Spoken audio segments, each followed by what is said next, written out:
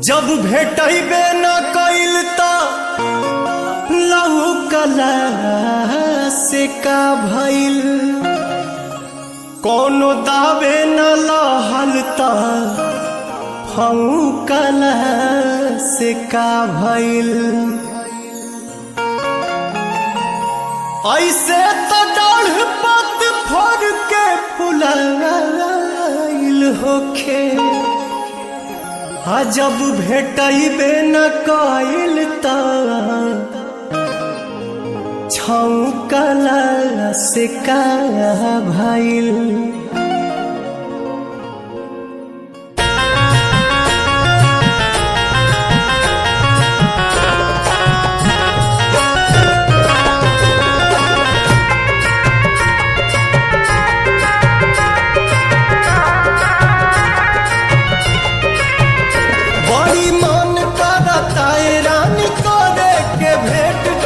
College सवेर तोहर करब हम वेट, बड़ी मन करता रानी करे के भेंट। अइहा कॉलेज सवेर तोहर करब हम वेट, जवन भइल रहे गलती न फेर होई हो। मुहवा ओढ़नी से ओढ़नी से बांध के नई हो, ये जान न त चिन्हे में देर होई हो।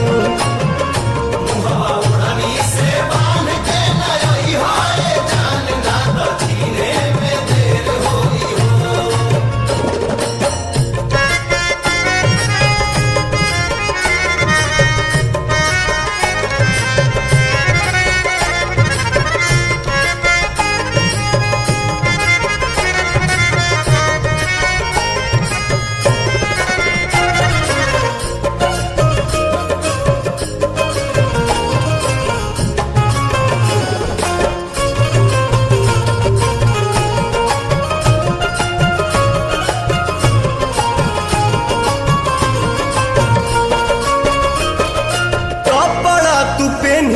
चटक पियर रंग के हथवा में ले ली हम मोबाइल सैमसंग के।